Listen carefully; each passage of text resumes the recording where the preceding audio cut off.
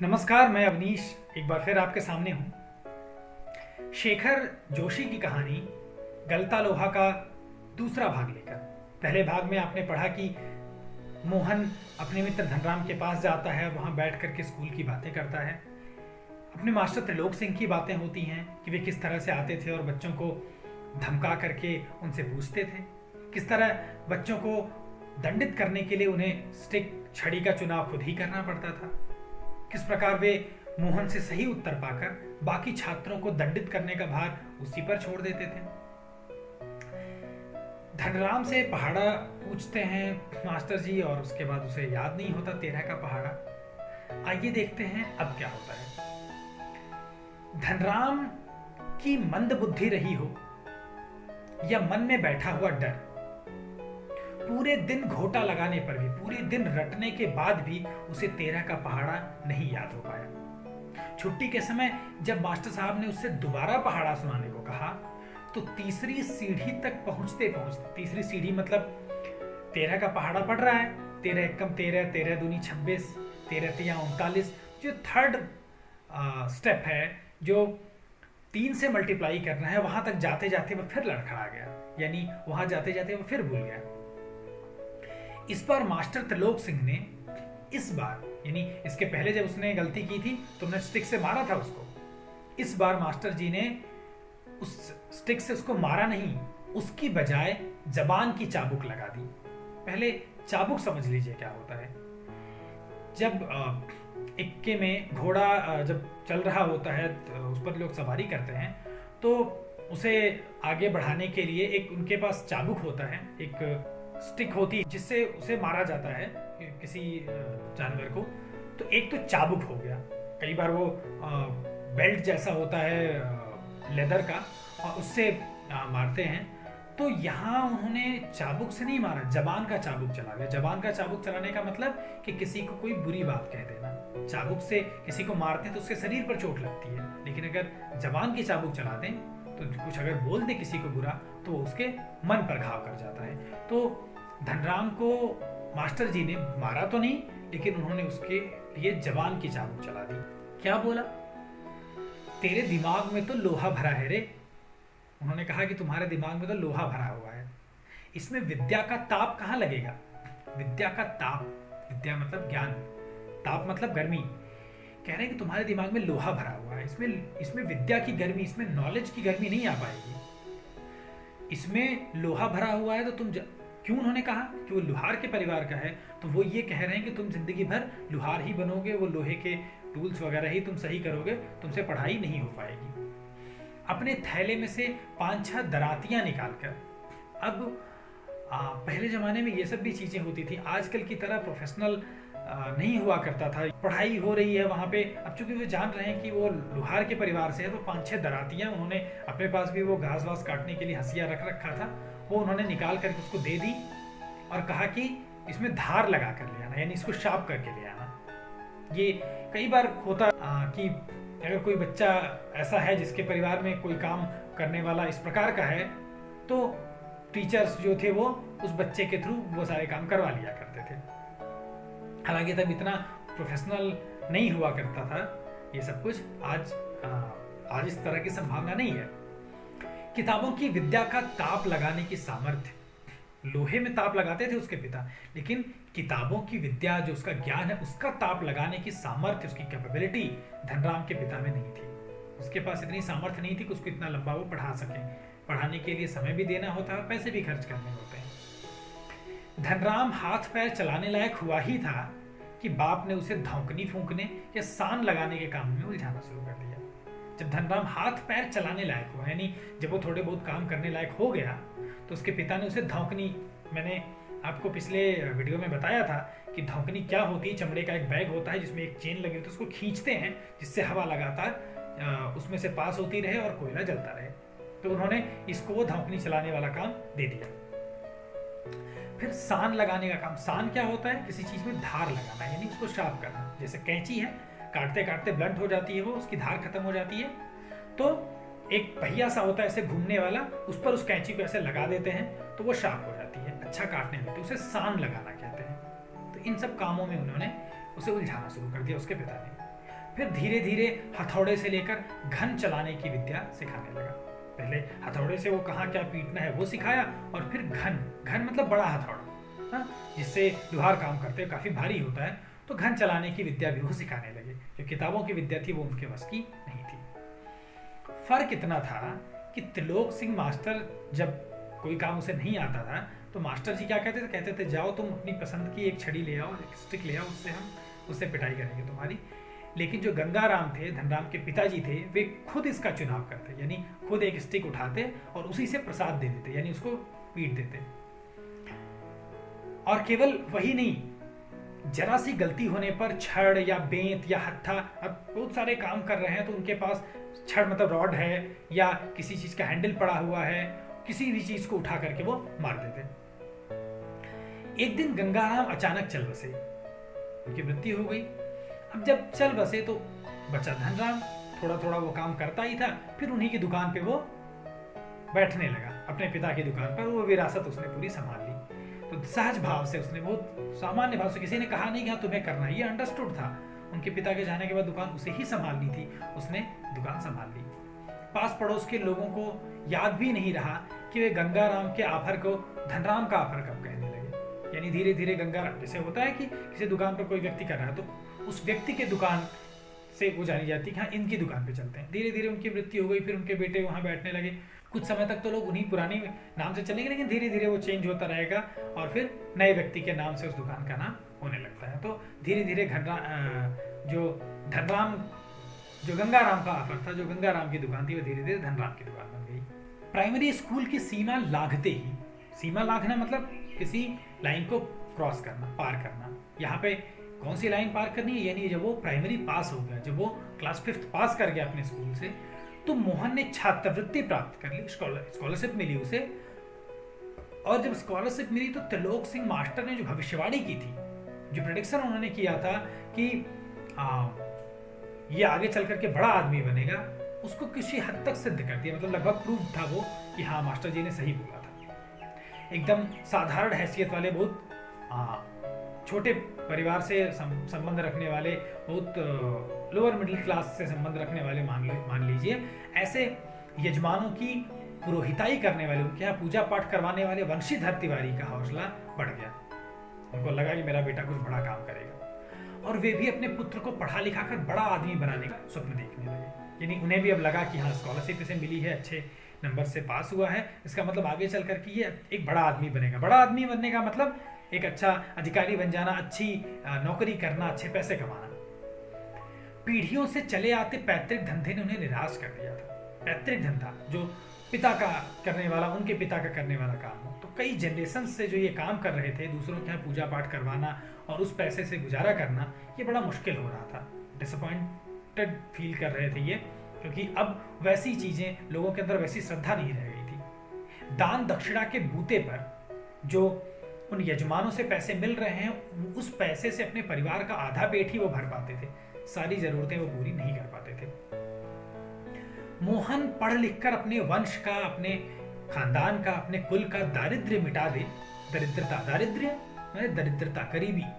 उन्होंने ये सोचा कि मेरा बेटा अगर पढ़ लिख जाएगा, आगे बढ़ जाएगा, तो हमारी गरीबी दूर हो जाएगी। आप याद करिए चैप्टर नमक का दरोगा, वहां भी जो मुंशी जी थे, वृद्ध मुंशी जी, उन्होंने अपने बेटे से यही उम्मीद रखी थी। यही उनकी हार्दिक इच्छा थी। हार्दिक मतलब उनके हृदय से ही इच्छा थी। लेकिन केवल इच्छा होने से तो सब कुछ हो नहीं जाता। आगे की पढ़ाई के लिए जो स्कूल था वह गांव से 4 मील दूर था। ठीक, मील दूरी नापने की इकाई है, तो गांव से 4 मील दूरी पर था। यानी अब इतनी दूर जाना बड़ा मुश्किल काम था। 2 मील की चढ़ाई, एक तो पहाड़ी रास्ता था तो वहां चढ़ाई थी। सामान्य रास्ते पर चलना तो फिर भी आसान होता है, पहाड़ी पर चढ़ना बड़ा मुश्किल हो जाता है। बरसात के मौसम में रास्ते में एक नदी भी थी, उसकी भी समस्या थी। फिर भी वंशीधर ने, और नजदीक में कोई स्कूल था नहीं, फिर भी वंशीधर ने हिम्मत नहीं हारी और लड़के का नाम स्कूल में लिखवा दिया कि भले दूर है, भले 2 मील की चढ़ाई करनी पड़े और 4 मील आना जाना पड़े, लेकिन हमारा बच्चा वहां जाकर के उस स्कूल में पढ़ेगा। बालक मोहन लंबा रास्ता तय कर स्कूल जाता। एक तो इतनी दूरी थी, और छुट्टी के बाद थका मादा घर लौटता। दिन भर पढ़ाई वहां करता, जाने आने में ही थक जाता। और जब घर आता तो उनके जो पिताजी थे वे पुराणों की कथाओं से, जो हमारे शास्त्र हैं, जो पुराण हैं, उनमें से जो स्टोरीज उसमें लिखी हुई उसमें से विद्या व्यसनी बालकों का, विद्या व्यसनी, व्यसन मतलब नशा होता है, विद्या व्यसनी मतलब जिसको पढ़ाई का नशा हो, जो बहुत पढ़ता हो, ऐसे बालकों का एग्जाम्पल दे करके, उदाहरण दे करके मोहन को उत्साहित करते थे, उसे उत्साह दिलाते थे कि तुम भी ऐसे करके आगे बढ़ सकते हो। वर्षा के दिनों में नदी पार करने की कठिनाई थी, कैसे नदी पार करके आएगा? तो वंशीधर ने क्या किया कि नदी के उस पार, यानी जिस तरफ स्कूल था, उसी गांव में एक व्यक्ति के घर पर उन्होंने कह दिया कि मोहन यही रहेगा, उसका डेरा तय कर दिया। डेरा मतलब टेम्पोररी कहीं पर रहना, अस्थायी रूप से रहना। तो डेरा तय कर दिया, यानी एक व्यक्ति से बोला कि आपके घर में मोहन रहेगा जब तक बारिश का मौसम रहेगा, जब तक नदी पार करने लायक नहीं रहेगी तब तक। घर के अन्य बच्चों की तरह मोहन खा पीकर स्कूल जाता और छुट्टियों में नदी उतार होने पर गांव लौट आता, यानी वो जाता और जब तक बारिश होती रहती, नदी में पानी, नदी का जो वाटर लेवल है वो ज्यादा बढ़ा रहता, तब तक वो वहीं गांव में रहता दूसरे के यहाँ, और जब नदी का पानी कम हो जाता तो फिर वो डेली अप डाउन करना स्टार्ट कर देता था। संयोग की बात, एक बार छुट्टी के पहले दिन जब नदी का पानी उतार पर था, छुट्टी हो रही थी और नदी का पानी बहुत कम था, उतार पर था मतलब नीचे था, उसका वाटर लेवल बहुत कम था, तो मोहन ने सोचा कि आज तो पार कर ही लेंगे। तो वो घर वापस लौट रहा था और कुछ घसियारे थे, घसियारे मतलब घास काटने वाले लोग, उन लोगों के साथ वो नदी पार कर रहा था कि पहाड़ी के दूसरी तरफ तेज बारिश होने लगी। अब जो नदी का लेवल था वो तो बहुत डाउन चल रहा था, लेकिन जब तेज बारिश होने लगी तो नदी का जो लेवल था वो अचानक बहुत बढ़ गया, नदी का पानी बढ़ने लगा। नदी की धारा में झाड़ झंखाड़ मतलब जो घास वास है वो घासें उसमें बह करके आने लगी, फिर पत्तियां, पात पतेल मतलब पत्तियां वगैरह बह करके आने लगी। तो जो घसियारे थे, उन घसियारों ने, उनको एक्सपीरियंस था कि ऐसा होने वाला है, यानी तेज बारिश होने वाली, वाटर लेवल नदी का बढ़ने वाला है। तो उन लोगों ने पानी को काट कर, मतलब उस पानी को पार करके आगे बढ़ने की कोशिश की, लेकिन जब तक वो उस नदी को पार करते तब तक पहुंचते पहुंचते वहां तक मटमैले पानी का, मतलब मिट्टी, शुरुआत में बारिश हो रही है तो मिट्टी विट्टी बहा करके साथ मिला रही है, तो उस मिट्टी से मिक्स पानी का जो मटमैला पानी है, गंदा सा पानी है, उसका रेला, उस पानी का की एक बड़ी धार उन तक आ पहुंची। अगर कुछ देर बाद वो उस किनारे तक पहुंचते तो वो पानी उन्हें बहा ले जाता, क्योंकि वो बीच में रह रहे होते, कहीं पकड़ने की कोई जगह नहीं होती और उस पानी की इस तेज बहाव को वो सह नहीं पाते। वे लोग किसी प्रकार सकुशल इस पार पहुंचने में सफल हो पाए, किसी तरह आ तो गए वापस, लेकिन इस घटना के बाद वंशीधर घबरा गए और बच्चे के भविष्य को लेकर चिंतित रहने लगे कि कैसे पढ़ेगा ये, कैसे आगे बढ़ेगा। अब अगर ऐसे में जब हमारे पास कोई साधन नहीं और कोई एक व्यक्ति बाहर का सहारा मिल जाए तो कितना आसान हो जाता है। बिरादरी के एक संपन्न परिवार का युवक, उनकी बिरादरी का, उन्हीं की जाति का एक संपन्न, मतलब जिसके पास अच्छा पैसा था, जो अच्छी नौकरी में था, ऐसा युवक, रमेश नाम था उसका, वो लखनऊ रहता था, उत्तर प्रदेश की राजधानी है। तो उन दिनों लखनऊ से छुट्टी में गांव आया हुआ था। जब वंशीधर ने उनसे बोला कि मोहन को कैसे पढ़ाएं, हमको समझ में नहीं आ रहा है, तो उसने न केवल अपनी सहानुभूति जतलाई, सहानुभूति मतलब सिंपैथी, उसने केवल मोहन के पिता को सिंपैथी नहीं दी, बल्कि उनको एक सजेशन भी दिया। उनको बोला कि मोहन को आप मेरे साथ लखनऊ भेज दीजिए, घर में हम लोग 4 लोग हैं, वहां एक आदमी और चला जाएगा तो क्या फर्क पड़ेगा, शहर है लखनऊ, बड़ा शहर है, वहां रह करके वो अच्छी तरह से पढ़ लिख सकेगा। अब वंशीधर को रमेश के रूप में जैसे साक्षात भगवान मिल गए हो, जो चीज वो चाह रहे थे कि कुछ ऐसा हो जाए और उनकी मुराद पूरी होती दिख रही है, तो उन्हें लगा कि साक्षात भगवान ही मिल गए हैं। उनकी आंखों में पानी छलछलाने लगा, उनकी आंखों में खुशी के आंसू आ गए कि चलो मेरी सारी प्रॉब्लम अब दूर हो गई। भरे गले से, अब जब आंसू आ गए उनकी आंखों में तो गला भर जाता है, आदमी बोल नहीं पाता है ठीक से, तो भरे गले से केवल इतना ही कह पाए कि बिरादरी का यही सहारा होता है। उन्होंने बोला कि तुम मेरी जाति के हो, अपनी बिरादरी के हो, तो तुमसे यही उम्मीद थी, और तुम अगर नहीं रहते तो हमारा सहारा कौन होता। तो वंशीधर जो थे वो बिल्कुल आश्वस्त हो गए कि अब हमारा बच्चा शहर जाकर के मोहन अच्छे से पढ़ लिख सकेगा। छुट्टियां शेष होने पर, यानी जब छुट्टियां समाप्त हो गई, तो रमेश वापस लौटा। तो रमेश के साथ साथ माँ बाप और अपनी गांव की दुनिया से बिछुड़कर जहाँ वो रह रहा है मोहन इतने दिनों से, सबसे बिछुड़ करके, सबसे दूर होकर के, सहमा सहमा सा यानी डरा हुआ सा मोहन भी उसके साथ लखनऊ आ गया। अब मोहन की जिंदगी का एक नया अध्याय शुरू हुआ। घर की दोनों महिलाओं, जिन्हें वह चाची और भाभी कहता था, यानी वो रमेश की माता जी और रमेश की पत्नी रही होंगी, उनका हाथ बटाता था, उनके कामों में हेल्प करवाता था। और धीरे धीरे उनकी हेल्प करते करते उस मोहल्ले की, उस कॉलोनी की जितनी चाचियां भाभियां थी, मतलब जितनी औरतें थी, सबके कामकाज में हाथ बटाने लगा। एक नौकर सा हो गया।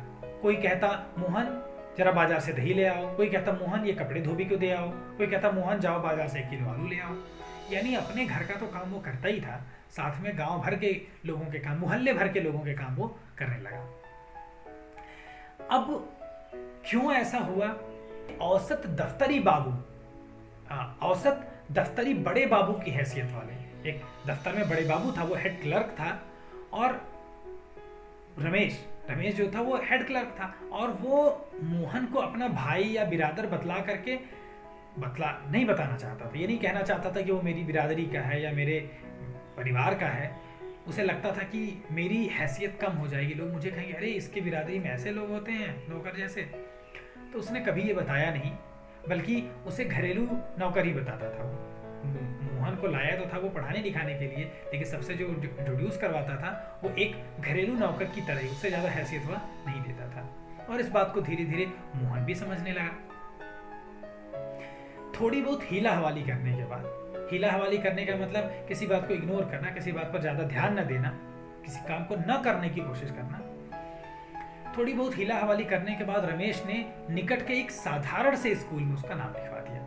एडमिशन तो करवा दिया, लेकिन एक तो वहां का एकदम नया वातावरण था, गांव छोड़ करके शहर गया हुआ है और रात दिन लोगों के काम कर रहा है, तो काम के बोझ में दबा हुआ है रात दिन, एकदम नया वातावरण है, नया एनवायरनमेंट है। ऐसे में वो जो गांव में मेधावी छात्र था, मेधावी मतलब ब्रिलियंट, तेज, जो इतना बुद्धिमान, इतना तेज छात्र था, वो शहर के स्कूली जीवन में अपनी कोई पहचान नहीं बना पाया। अगर उसे सही मौका मिलता, उसे घर के काम नहीं करने पड़ते, अच्छे से पढ़ना होता और थोड़ा समय मिलता, तो वहाँ जा करके वह अपनी एक नई पहचान बनाता, लेकिन ऐसा हुआ नहीं। उसका जीवन एक बंधी बधाई लीक पर चलता रहा। लीक मतलब कच्चा रास्ता, एक रास्ता जो बना दिया जाए कि इसी पर आपको चलना है। तो क्या लीक थी उसकी? दिन भर स्कूल किसी तरह से जाना है, शाम को आके घर के सारे काम करने हैं, उसके बाद फिर अगले दिन स्कूल जाना है, तो उसी लीक पर चलता रहा।